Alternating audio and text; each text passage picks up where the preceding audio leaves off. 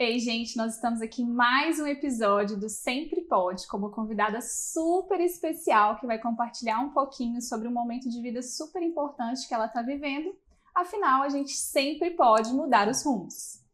E nós estamos aqui com Iana Coimbra, jornalista, pesquisadora, empreendedora, autora do projeto Aqui Tem Textão, mãe, casada, uma super mulher, né, gente? Uma honra para nós duas médicas entrevistando uma super jornalista, então eu tô nervosa, me perdoem. Imagina! É um prazer receber você aqui conosco. Seja muito bem-vinda. Ai, Laura, Jéssica, obrigada por esse convite. Estou adorando estar do lado de cá, né, das câmeras. E vai ser muito gostoso conversar com vocês, porque sim, a gente sempre pode mudar os rumos, mudar as jornadas e descobrir que a gente tem outros sonhos para viver. Com certeza. Eu tive o privilégio de te conhecer um pouquinho melhor. Eu já te acompanhava assim nas redes sociais e tudo, mas te conhecer pessoalmente no momento de uma consulta médica, né? Foi. Então, naquela ocasião, você já compartilhou um pouquinho pra gente sobre essa mudança, essa transição, novos caminhos que você estava começando a trilhar. Conta pra gente um pouquinho mais dessa nova fase. Pois é, eu venho aqui fazer botox, né? Fazer preenchimento, né? Dar aquela atualizada. Aquele trato, né? Que inclusive estou precisando de dar de novo. Enfim. Estamos aqui para isso. E eu cheguei aqui muito nesse momento, né? Final de ano. E a gente sabe que o fim de ano é essa época da gente fazer avaliações, a gente fazer ponderações. Então, eu já entendia que 2023 seria um ano de recomeço, seria um ano diferente, era uma escolha minha. E aí, a gente conversando, eu falei, eu vou ter que contar uma coisa pra vocês, mas ninguém sabe. Eu acho que eu vou pedir demissão no ano que vem. Você falou com a gente guarda segredo, ninguém sabe ainda. Porque na realidade, quando a gente passa por esse processo de transição, a gente precisa começar a falar sobre esse assunto, verbalizar, até pra gente se ouvir.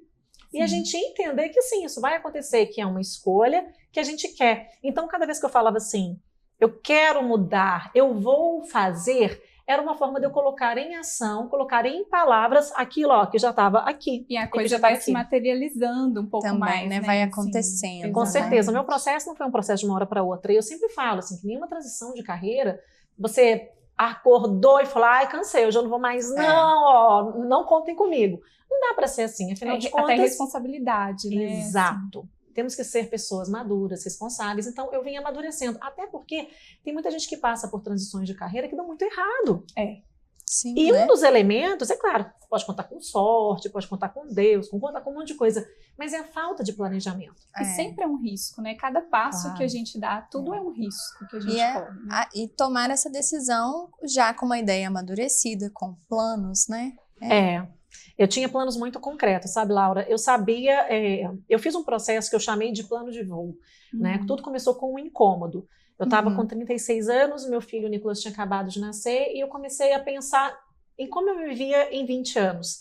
E aí eu comecei a pensar o que a profissão estava me entregando que ela não me entregava dentro do plano de vida que eu queria.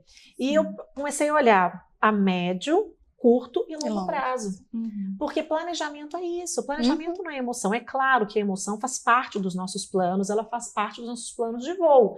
Mas a gente tem que colocar no papel. Peraí, eu não quero mais isso. Mas o que eu quero? Eu tô mudando.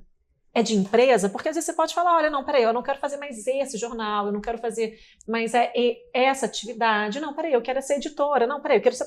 Né? Existem tantas possibilidades de mudança, né? Muitas. Então eu tive que entender que na realidade eu estava me desligando não só de um horário de trabalho, eu estava me desligando de um tipo específico de trabalho. Eu não queria mais ser jornalista nesse sentido da reportagem de rua nem da apresentação. Eu queria sair da informação para a transformação. E essa foi uma virada que eu fui construindo ao longo de 3 anos. Ao longo do tempo. E uma das coisas é o projeto do Aqui Tem Textão, que eu estou apaixonada, estou consumindo os textos, consumindo loucamente. Maravilhosos. O texto, você lê, assim, eu me enxergo nos textos, é incrível. E queria saber como é que surgiu isso, assim, se veio antes, se já estava ali com aquela sementinha, como é que foi? Laura, tem alguma coisa que você faz muito bem desde pequena? Não, assim, fui aprendendo. Olha que você tem talento. Me conta um talento seu enterrado. Você é boleira. Ela é boleira? Ela é boleira. Eu adoro confeitar. Então há uma confeiteira aí dentro. Entendi. Você tem algum talento, assim, uma coisa que você sempre gostou de fazer? Nossa, Tem? Ana. Pode denunciar, amiga, igual ela fez com você, não? O que eu gosto de fazer? Algo que você tem um Essas talento fadas, natural. Eu gosto de fazer coisa ao ar livre, assim, sabe? Essas coisas. Entendi. Meninas, eu sempre gostei de escrever. Eu sempre escrevi bem. Eu lembro que com 9 anos de idade, eu tive que fazer uma redação na escola. E eu escrevi uma redação que a professora olhou e falou: quem escreveu isso aqui? Eu falei: eu. Ela falou: não tem condição. Eu falei: tem, fui eu. E ela falou: então faz outra redação. E aí eu ia fazendo e eu percebi que era um talento, que era um dom natural que eu tinha. Naturalmente, eu fui parar no jornalismo, não foi à toa, né? Eu sabia escrever, eu sabia falar, eu adoro falar, vocês não estão nem percebendo, né? Adoro falar. A gente acha ótimo, que a gente quer que você fale quer mesmo. que você conte tudo. Eu amo falar, eu gosto de conversar, eu tenho muita facilidade para falar sobre aquilo que eu aprendi. Sim. Então era um dom natural. Só que no jornalismo diário, a nossa escrita é uma escrita muito objetiva. O que está acontecendo naquele instante? E aí o Instagram foi um espaço onde eu comecei a utilizar nas legendas para poder compartilhar esses textos. Assim, anos muito antes eu já tinha tido um blog. Ele ainda existe, tá? Ele chama Irrelevante. E de Ana, né? Irrelevante, porque era minhas irrelevâncias da vida. Nunca tirei ele do ar, eu comecei a escrever, eu era praticamente, sei lá, menina, adolescente. Então eu sempre escrevi muito bem. E aí, quando a minha filha nasceu, a maternidade, ela mexe em lugares da mulher, da pessoa que gesta, de uma forma muito forte. E a maternidade me trouxe essa vontade de escrever. Então, eu comecei a escrever de uma forma mais intencional com a Catarina. Eu já escrevia diário, gente, eu tenho diário até hoje. Eu escrevo diário desde os 9 anos de idade. Legal. Até hoje. Eu já escrevi lá uma vez: quando eu morrer e alguém estiver lendo isso, seja gentil. Não sei quem é que vai ler isso quando eu morrer, né? E aí, enfim. É uma boa terapia. É maravilhoso. Na realidade, Michel Foucault, que é um pensador francês, um filósofo, ele fala sobre a narrativa de si. E a narrativa de si é algo que os gregos da antiguidade já faziam para poder uma forma de você se elaborar como pessoa. Sim. Hoje, organizar o pensamento. Exato, né? E, então, isso está lá na minha tese de doutorado. Então, quando eu percebi que eu escrevia muito bem, eu falei: pode ser que tenha algo aí. Então, eu peguei essas legendas do Instagram, comecei a escrever. E aí, um dia, na hora que eu fui colocar lá na bio, o que tem no meu Instagram? Eu falei: aqui tem textão. Porque eu escrevo textão. E aí, nesse processo de pensar, tá, ok, eu tenho os incômodos em relação à profissão que eu tenho hoje. Eu quero fazer outra coisa da vida. Para que lado que eu vou? Eu falei: eu preciso ser algo relacionado à escrita, à leitura, porque são coisas que eu gosto. Que você gosta. Qual que é o nome disso? Aqui tem textão, porque o que eu vou escrever, o que eu vou falar são textões. Sim. Então vieram os grupos de leitura, comecei com os grupos de leitura sempre temáticos. Então o primeiro tema foi vulnerabilidade, né? Pegamos um dos livros da Brené Brown, o outro sobre exaustão, porque eu percebi em todas as minhas rodas de conversas, mulheres muito cansadas, sobrecarregadas. Não, eu me identifiquei em vários textos, eu fiquei chocada, assim. Porque na realidade as nossas dores são as mesmas. Eu tenho verdade. certeza que quando os pacientes chegam até vocês aqui, né, para poder um atendimento, fazer uma cirurgia, para fazer um procedimento dermatológico, elas vão trazer questões que você fala assim: eu entendo, eu também tenho essas coisas. Só que o que eu fiz? Eu comecei a trazer isso para as palavras. E aí, então aí veio aqui, tem textão, e aí não me bastou. Eu falei: peraí, eu quero escrever mais. E aí eu comecei a enviar newsletters, e-mails, todas as sextas-feiras, que são os meus textões. Então, se eu chego aqui e vejo algo que me desperta, eu passei a ter um lugar para canalizar esse talento, que já era um talento meu, e que depois eu falei: opa, peraí, isso aqui pode ter um plano B. Então, quando a gente pensa em transição de carreira, a gente pensa em mudar rumos, a gente pode olhar para aquilo que a gente fazia com naturalidade, às vezes na infância, que a gente não faz há muito tempo. Vai que tem uma boleira, uma confeiteira escondida ali, você não sabe, né? Então, aqui tem textão, ele nasceu assim. Quando eu comecei a olhar para aquilo que eu fazia com naturalidade, aquilo que eu gostava de fazer, que não me doía, que era leve, e que eu entendi que, quem sabe, podia ser um plano B. Mas eu não imaginava, confesso para vocês, que seria tão rápido. E que teria essa proporção, assim, que alcançou, né? Eu ainda me surpreendo, confesso. Isso é muito legal. E você falando, assim, Ana, eu penso que muito, assim, talvez, dos seus incômodos também com a sua profissão de jornalista, de repórter, tem muito a ver também com alguns incômodos da nossa profissão como médicos, né? Que a gente também tem uma rotina super atribulada, plantões. Deus me livre, quero esse negócio nunca mais. Né? Ausências em datas importantes, uma falta de previsibilidade, né? E é interessante, assim, saber que você tinha uma carreira de sucesso e tomou uma decisão de partir para um outro rumo. E uma coisa que eu ouvi uma vez, assim, que faz muito sentido nessa sua história é que ter um foco ou saber o que você quer é dizer não para coisas boas. Exato. Porque muita gente deve ter te achado louca. Eu vi isso ontem. A louca que pediu demissão? Eu. Então, você saber onde você quer chegar te dá muita paz e tranquilidade para dizer não para coisas boas também, né? E não quer dizer que esse processo não seja dolorido. Porque, entrar na sala do meu chefe e falar assim, obrigada, beijo, tchau, acabou, não volto aqui, foi fácil. Mas o processo de 3 anos de elaboração foi difícil. Fui para a sala de terapia, fui conversar com meu marido, fui conversar com amigas, fui conversar com quem já tinha feito transição, fui conversar comigo, com os meus medos. Eu fui olhar os meus valores, o que era importante para mim, o que não era mais. E muitas pessoas esperam passar por uma transição na carreira quando tem 100% de convicção. E às vezes não é assim. E às vezes não vai chegar nesse momento, né? Talvez essa convicção nunca chegue. Né? Porque eu tenho certeza que eu poderia continuar fazendo o que eu fazia, porque eu fazia bem, eu gostava de fazer, eu estava muito confortável na posição onde eu estava, né? Para fazer uma reportagem eu tenho que pensar, eu pego, vou e faço o que eu tenho que fazer. Aprendi a fazer, tenho certeza que às vezes no trabalho de vocês também, vocês batem o olho, tem que fazer isso, você sabe, né? E quando você gosta de fazer, é natural. Mas eu entendi 2 coisas, que eu podia fazer essa transição no momento em que eu sentia que eu estava no meu auge, que eu estava na minha melhor fase, e que eu não precisava esperar tempo demais, porque tem muitas pessoas que esperam para fazer transição quando se aposentam, e tá tudo bem. Tá tudo bem. Você seguiu uma carreira até o fim, né? E fala assim, ok, agora eu vou fazer um trabalho como hobby, né? Agora eu vou me realizar de outra forma. Eu não queria fazer isso. Eu queria ir atrás... plena. E eu queria sair enquanto eu sentia que eu tenho tempo e energia para me dedicar a um outro projeto. Eu tô com 39 anos hoje. Então, para mim, a virada dos 40, e a gente sabe que os 40 anos é um tabu na vida da mulher, é aquela coisa, entrou, não entra, e agora é coroa, não é jovem mais. Você sabia que, de acordo com o IBGE, depois dos 30 você não é jovem, né? Tô sabendo disso. Você não pode falar que você é jovem. Mas eu não concordei. Eu Também sou não super concordei, jovem. não. Eu também acho que a gente é super jovem, tá? De acordo com o IBGE, é só até os 30 anos. Então, os 40 para a vida da mulher pesa muito, porque a gente vive numa sociedade em que o etarismo é uma questão. E aí eu comecei a perceber, onde estão as mulheres mais velhas que são jornalistas, que são repórteres? Onde as mulheres estão? E aí os incômodos vieram e eu falei, não, eu quero construir uma carreira onde eu me sinta confortável, independentemente da idade que eu tiver. E que eu possa crescer sem medo de ser mandado embora, porque é um super salário. A gente sabe que em muitas empresas as pessoas têm medo de ganhar super salários, porque fica difícil de manter, enfim. Então, o etarismo é uma coisa que começou a me incomodar. Eu não sofri etarismo, mas eu vi etarismo nas outras pessoas. E eu comecei a pensar, ok, qual que é a vida que eu quero, não apenas hoje, mas e amanhã, depois, e depois. É um planejamento.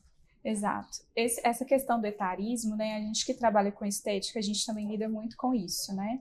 E eu até estava numa aula ontem e eles estão mudando alguns conceitos de apresentação de cosméticos. Então, não existe mais cosmético anti-age. Anti-idade, vocês nem falam isso.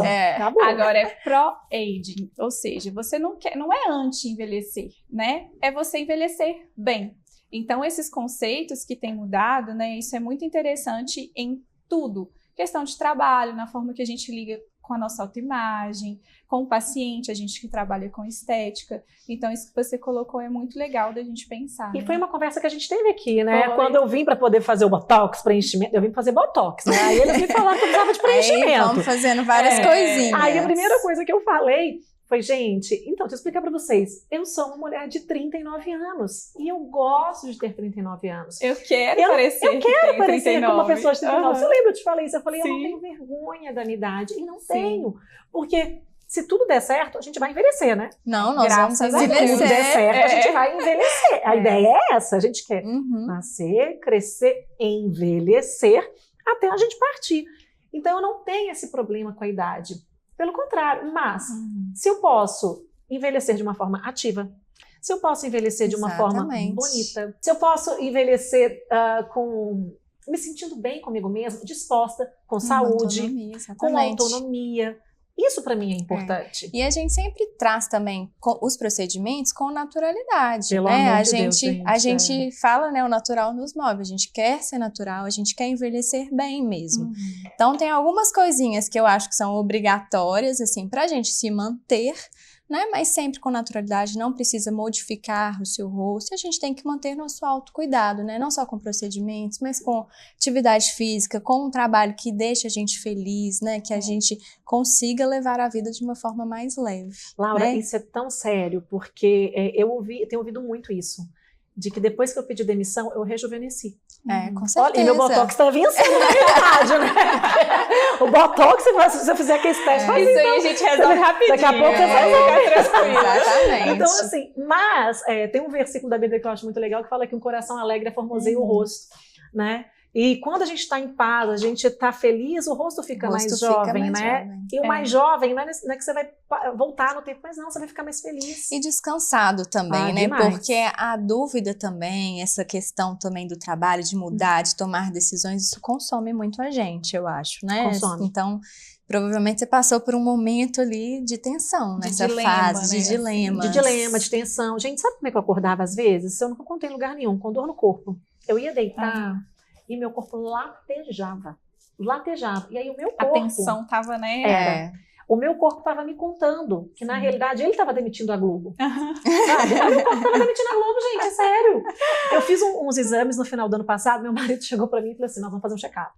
Aí fiz 852 exames, sei lá. Estavam péssimos. Minha saúde estava berrando. Então, o externo, na realidade, era retrato do que estava interno. Né? Até porque não adianta a gente fazer botox, preenchimento, fazer as coisas todas, se a alma não está bem resolvida. A alma tem que estar bem resolvida. É claro que tudo isso que a gente faz ajuda. A amenizar as questões. Eu lembro que o Lud virou para mim e ele falou assim, nós vamos fazer o preenchimento que vai te dar aquela impressão assim, dormi uma semana e acordei plena. Aí eu falei, olha, eu tô precisando de dormir uma semana mesmo, mas só colocar um negócio aqui no rosto que vai me dar essa sensação de que vai me dar mais ânimo de viver. Exatamente, né? E trouxe isso. A autoestima traz isso também, né? A segurança de você estar bem, de você estar bela, você consegue encarar mais para os problemas com facilidade. E eu acho que traz um olhar mais generoso da gente para a gente mesmo, né? Então, existe para as mulheres uma cobrança muito grande em relação à aparência, né? Da gente tem que sempre ter que parecer do que com os homens, né? Eu sempre falo, o homem pode trabalhar até os 180 anos, ai que homem trabalhador. A mulher trabalhando com 60, gente, mas tá na hora de aposentar, né? O mundo é muito cruel para a mulher. E como é que a gente pode fazer para suavizar essa crueldade? Por exemplo, eu nunca aceitei nenhum elogio de pessoas falando, você tem que assumir o lugar de fulana de tal, porque ela já passou da hora. Eu nunca aceitei esse tipo de elogio. Porque para mim isso não é elogio. Se deturpa outra mulher, se fere a essência da outra mulher, eu não quero ser elogiada por causa disso, porque para mim não é elogio, é uma agressão. Então, quando eu penso nos procedimentos, nas coisas que a gente pode fazer, eu penso em envelhecer bem, envelhecer com qualidade, envelhecer com autonomia e envelhecer me reconhecendo. Eu lembro da minha avó faleceu, ela tinha 94 anos, faleceu na época da pandemia por Covid. Se não fosse Covid, acho que ela tinha vivido até uns 200, que a gente tinha certeza que ela aguentava. Genética boa, né? Eu foco na avó, foco nela. E eu lembro da minha avó falando isso, assim, de que ela lamentava profundamente o corpo não acompanhar a cabeça. Então a gente mantém uma cabeça ativa, mas a gente também tem que cuidar desse corpo para que ele continue suportando esse cérebro que está só ganhando experiência. Isso é uma das coisas que a gente fala muito sobre os procedimentos estéticos que hoje a gente tem como alternativa para nos ajudar a isso. Porque com o aumento da longevidade, né, a gente está vivendo super bem e com autonomia, com lucidez, né, até 80, 90 anos, a nossa autoimagem tem que acompanhar um pouquinho isso, né, porque isso vai nos ajudar a encarar ainda mais esses próximos anos com mais atividade, né, nos sentindo bem com a gente mesmo. Então, o papel desses procedimentos, né, quando a gente conversa, assim, claro, sempre com naturalidade, mas é desacelerar um pouco, tornar esse processo mais gradual e o mais importante que você falou, se reconhecendo, mantendo as suas características, mantendo quem você é, e a gente consegue fazer isso muito bem, né? Quando a gente tem um profissional com um senso estético apurado, com uma técnica legal, que saiba escutar o paciente, ouvir o que o paciente quer, né? Como o paciente deseja envelhecer. Então, isso é super possível. Eu vejo que as mulheres têm muita dificuldade em se reconhecer e dois fatores dificultam muito. Filtro de Instagram. Não, total. Porque aí ela coloca aquele filtro que faz uma plástica ali na hora, né? Sem dor. Afina o nariz. Afina o nariz, né? Arruma o rosto todo, faz esses procedimentos todos que poderia, né? Enfim, faz ali instantâneo. E outra comparação com outras pessoas que têm outra genética, tem outra história, tem outro tipo de alimentação, enfim. E aí uma coisa que dessa última vez que eu fiz Botox agora, eu decidi que eu não ia colocar mais filtro. Eu falei, eu não quero mais colocar filtro. Sim. Porque eu não quero criar nas pessoas uma ilusão de algo que eu não sou. E uma ilusão não é nem para outras pessoas, não, para mim também. Exatamente. Eu quero me olhar naquela imagem, me reconhecer naquela imagem. Para que depois, fiz um story lindo aqui com esse filtro bonitaço. Baixou o telefone, eu olhei pro espelho, caí para trás. Não, peraí, quem que é essa pessoa que apareceu? Essa pessoa que apareceu é você. Deixa eu te apresentar. Então, foi uma proposta que eu fiz comigo. Às vezes eu passo só aquele Paris para dar uma uniformizada na cor, né? Mas aqueles filtros que muda a boca, muda tudo. E aquela pele, a pele sem poros, né? Eu tenho vários poros. Não, eu falo com as pacientes, olha, poros são normais, tá? Poro você tem que ter, graças a Deus, porque você é um ser humano vivo, né? Então, poros, linhas, algumas manchinhas, gente, isso é totalmente normal, mas as pessoas realmente, e chegam no consultório para mim, pessoas que perderam a noção do que é normal, né? O que é esperado, o que é normal, e isso é normal. Então, esse vício, né, de tudo que a gente vê nas redes sociais, de muito filtro, muito Photoshop, etc., isso deixa a nossa mente muito viciada nisso, né? E acaba deturpando mesmo. A gente perde a referência, né? Eu também recebo, não só com o rosto, como com o corpo. Ai, Jesus. Então, eu recebo muita gente, às vezes, que tem um corpo lindo, assim, que malha e tudo mais, e chega, mas isso daqui... Eu sempre falo, olha, tem procedimentos para melhorar, vamos, mas eu quero entender onde você quer chegar, né, com isso, porque as pessoas querem resultados inalcançáveis, querem corpos inalcançáveis, querem mudar completamente, né, assim, tem coisa que eu te explico, olha, sem anatomia, eu não consigo te entregar o que você E eu tá vou te contar porque isso passou... Eu tive que passar por essa fase de entender também o meu metabolismo e o meu momento de vida. Porque eu dancei durante muitos anos, então eu tinha uma vida muito de atleta, né? Assim, de alto gasto calórico. E aí acontecem algumas coisas, né? Primeiro, gente, a idade, o tempo, o metabolismo muda. Não tem jeito. Não tem como. É verdade, né? A idade vai chegando, é impressionante. É adolescente, né? Adolescente.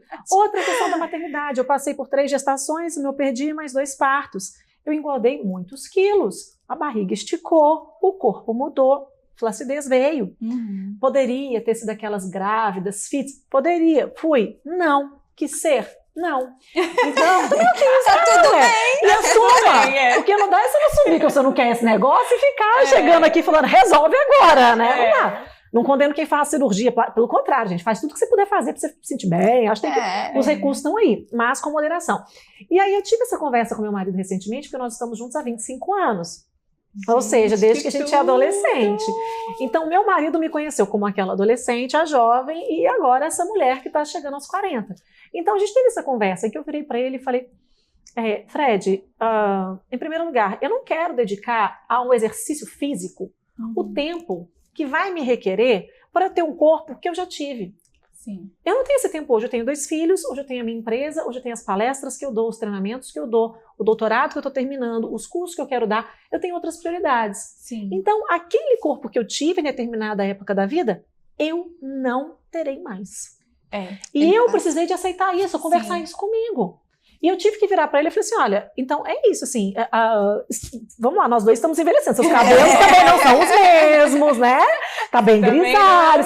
Né? Lá do colégio, não somos mais, vamos atualizar as nossas expectativas, mas quanto a gente melhorou em tantas coisas. E eu acho, e outra, por que a gente olha esse corpo, porque não é esse corpo mais tão definido, que é esse corpo com uma outra musculatura, com uma outra vivência de uma forma negativa? Eu olho para esse corpo como um corpo que me permitiu fazer tudo o que eu fiz na vida até chegar aqui. Então eu não maltrato esse corpo, eu amo esse corpo, eu agradeço esse corpo. É claro que eu tenho uma foto lindíssima de biquíni na geladeira da minha casa, de quando eu tinha 20 anos. Mas é que tá, no início era pra motivar, tá? Hoje não é mais. Hoje é pra falar que bom que nessa época eu aproveitei tudo que ele podia dar. Porque hoje esse corpo me permite ficar o dia inteiro sentada numa cadeira produzindo aquilo que eu sinto que meu cérebro pode entregar e que nessa época ele não podia. Então é uma celebração. Agora sim, não consigo malhar nesse momento porque eu tô terminando meu doutorado, depois a gente vai resolver essa questão na vida. Mas eu faço fisioterapia toda semana, eu me alimento bem. Então tudo que eu posso fazer, eu faço. Mas eu não cobro uma resposta do meu organismo que hoje a cobrança também ele não vai me dar. Ele não vai me dar e eu não vou dar para ele também as horas que ele precisa para me trazer esse resultado. Então vamos colocar os pés no chão assim, ó, vamos aterrar e vamos reconstruir essa relação que a gente tem com o nosso corpo. Exatamente. Isso é muito importante, né? Porque às vezes a gente fica pensando assim, em atrizes, pessoas da televisão, mas elas vivem, né, para isso. Faz parte do pacote delas. Do trabalho delas. Musas fitness agora, né, com o Instagram. Deus então as pessoas vivem para isso e algumas querem. E ainda tem algumas dessas pessoas que fazem lipo e que não contam. É um desserviço, e tudo mais. E aí as pessoas chegam, desserviço. às vezes, aqui e falam, eu quero isso. Aí a gente tem que fazer todo um trabalho de falar assim, não, calma, peraí, vamos entender e vamos entregar o melhor resultado. Mas o melhor resultado possível para você, dentro do que você tem, né? Não, e eu vou ser muito honesta para vocês. Eu morro de vontade de fazer uma mini abdominoplastia porque minha barriga ficou horrorosa depois do meu segundo parto. Minha cicatriz é pavorosa. Tenho vontade? Tenho. Tenho vontade de colocar silicone depois de 2 amamentações? Ela já começou a olhar meu corpo assim. Ai, Jesus! Eu tenho. Ai, calma. Eu tenho vontade, tenho. Mas até a gente tem que ter expectativas reais em relação a isso. Com certeza. Né? A gente sempre trabalha nisso. A gente tem que ter essas expectativas reais. E, ao mesmo tempo, se não for o caso, não quiser fazer, agradeça a esse corpo, porque a vida que a gente tem, o que a gente faz é devido a esse corpo. E, às vezes, esse corpo está maltratado, é que a pessoa passou 30 anos tomando Coca-Cola, comendo chocolate, não fazendo nada por esse corpo, aí quer. Aí resolve, com 40 anos, virar musa fitness. Ô, gente, aí você ajuda, né? Aí você ajuda. Temos que trabalhar nisso, né? Não tem jeito. E, Ana, eu quero falar de uma coisa que eu super me identifiquei com você, que eu li e que você começou a contar pra gente, de um relacionamento muito longo, né, desde o colégio, da adolescência, que eu também tenho, e que é super legal que a gente vai crescendo juntos e vai transformando juntos, né, e não é mais aquele casal de muito tempo atrás, mas é um casal que vai se descobrindo a cada dia, né, assim, eu acho isso super legal, é raro de ver.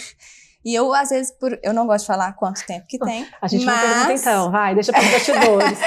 Justamente porque as pessoas julgam muito isso, assim. Eu não sei se acontece com você, mas as pessoas às vezes falam, nossa, mas você namora com a mesma pessoa desde sempre, aí assim, mas eu adoro, eu acho que é único, é um encontro único. E eu queria que você contasse pra gente como é que é essa relação e como é que é também priorizar a mulher, a esposa, que é difícil também quando tem 2 filhos, né? E às vezes você fala um pouco sobre isso, que as mulheres têm essa dificuldade, né? A gente tem que se autorizar muita coisa na vida. Em primeiro lugar, eu me autorizei a não responder perguntas que me deixam desconfortável. Mas por que você namorou 11 anos, 11 meses e 20 dias e não casou antes? Não, é porque foi assim. A minha história foi assim. E eu ligo zero, Laura, para as pessoas... Hater às vezes aparece, pessoas maldosas, passivo-agressivo, então eu ligo zero pra isso. Sem noção, né? Muito.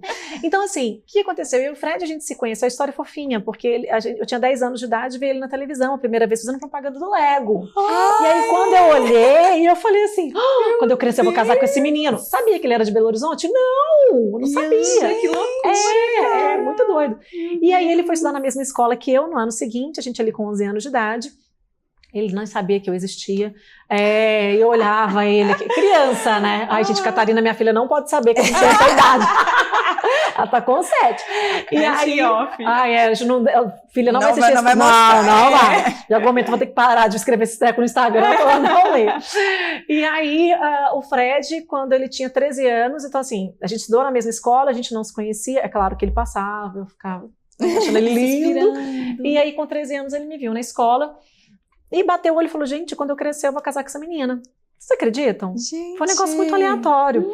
E a gente começou a namorar no dia 12 de junho de 1998. Então, esse ano, a gente faz 25 anos juntos. Gente, uma vida. É uma vida. Mas vida. é uma vida em que a gente namorou, terminou algumas vezes, até entender que a gente podia viver um sem o outro, podia, mas a gente queria? Não. E aí veio um processo muito grande de a gente aceitar as nossas mudanças nessa fase da vida, porque quando você começa a namorar adolescente, você é muito menino, né? Você não tem muito referencial de Sabe vida. nem o que você quer da vida, né? Não, você sabe nem seu nome, gente. Sabe nem seu nome. Então, a gente começou a namorar nessa fase muito, muito menino. E aí, quando eu entrei na faculdade, eu dei uma guinada que ele demorou um pouco para poder virar, sabe? Ele, sei lá, ele fez uns 52 vestibulares, eu sou do tempo do vestibular, né? E demorou para a gente poder se reconectar. Então, teve esse momento que a gente terminou, porque eu falei, olha, você tá muito menino, eu já tô lá na frente. A gente terminou. E aí eu percebi que era ele, que era o menino, que era o menino daquele jeito e vamos caminhar juntos. Nesse período eu tive um relacionamento, Sim. ele teve outros relacionamentos também. E aí quando a gente se reconectou, a gente trouxe algo para a nossa relação que talvez faça sentido para você, que também tem uma relação longa, e fica aqui, né, um conselho para todo mundo. A gente chegou assim, tinha alguma discussão, alguma coisa que a gente não concordava, falava, essa discussão é para a gente terminar ou é para resolver porque a gente quer continuar junto? Ai, eu sempre falo isso. Você também fala isso? Sempre! Por isso é que tá durando, é por causa disso. A gente sempre fala, qual que é o objetivo? Vamos ver, né? Resolver, se a gente né? quer ficar junto, a gente tem que resolver. Vamos achar uma solução para isso. Porque chega uma hora que você já definiu que você não quer terminar, você quer ficar junto, você quer estar junto. Então vamos resolver? Então a gente trouxe isso para a vida. Então quando a gente se casou, a gente já namorava quase 12 anos, eu falava que chegasse a 12 eu não casava mais, por isso foi com 11 anos, 11 meses e 20 dias, a gente casou dia 2 de junho, esse ano a gente faz 13 anos. E aí foi esse processo da gente se reconhecer. E todo dia eu brinco com ele e falo assim, me conta quem é você hoje. Por exemplo, quando a gente casou, ele gostava de futebol, hoje ele é jiu-jiteiro. Hoje a meta dele é virar faixa preta, ele tá na faixa roxa e tá indo e falou, vou chegar nesse negócio. Eu não conhecia essa versão do meu marido, porque ele também não conhecia. Quando a gente começou a namorar, eu era zero estudiosa, eu era longe de ser tida como uma pessoa inteligente. Hoje, daqui a alguns meses, eu viro PhD. Então, a questão da intelectualidade entrou na minha vida. E aí, deixa eu te contar, Fred, então, eu sou uma mulher que gosta de filosofia. Vamos conversar sobre isso? Vamos conversar sobre isso. Aí ele, opa, peraí, isso aí eu não entendo não, calma aí que eu tenho que ouvir uns podcasts, dar um pouco. Então, a gente vive esse processo intenso de se reapresentar. Quando os filhos nascem, eu não conhecia a mulher que ia nascer. Eu não sabia como seria meu marido pai. Eu lembro até hoje, o olhar que ele lançou para Catarina na sala de parto. Você descobriu uma outra pessoa ali também. Foi, é um olhar, ele tem um olhar, quando eu falo isso, emocione. Ele tem um olhar para os nossos filhos, que é um olhar que ele não tem para mais ninguém. E aí eu me apaixonei pelo Fred pai. E aí quando eu vejo ele trabalhando e vejo ele na função dele de empresário, de dinheiro, eu me apaixono pelo Fred profissional. Então a gente continua se apaixonando, se reconectando e se reconhecendo. A gente fez uma viagem para Fortaleza, que foi justamente nessa minha virada, me veio uma proposta para poder fazer uma palestra em Fortaleza. E eu falei com o meu contratante, eu falei, vamos fazer o seguinte, deixa eu levar meu marido e a gente fica uns dias a mais. Eu troco o cachê por esse período só com meu marido, porque a gente precisa desse tempo. E foi uma delícia, porque as primeiras férias que a gente teve casados foi em Fortaleza. E então tinha 12 anos. Então a gente andando pela orla, eu falei, Fred, aquele casal que há 12 anos estava aqui andando de mãos dadas, eles ficaram pelo caminho, nós somos outras pessoas. E que bom que a gente chegou aqui. As relações, elas acabam porque as pessoas, elas não se dão tempo de amadurecer. E muitas vezes, quando entram nesse processo de autoconhecimento, elas se apaixonam tanto por elas mesmas que elas se tornam incapazes de se apaixonar pelo outro e de dar tempo para que o outro se desenvolva. Tiveram momentos em que o Fred teve que entender que eu estava voando. E o que ele fez? Soprou minhas asas. Outros momentos eram ele. Antes da gente casar, eu falei para ele e falei, você precisa ter uma vivência fora do país. Ele passou primeiro 2 meses na Alemanha, no ano seguinte ele ficou 4 meses na Escócia. Eu falei, você tem que ter uma experiência fora. E eu fui e soprei as asas dele. Então a gente vive muito isso.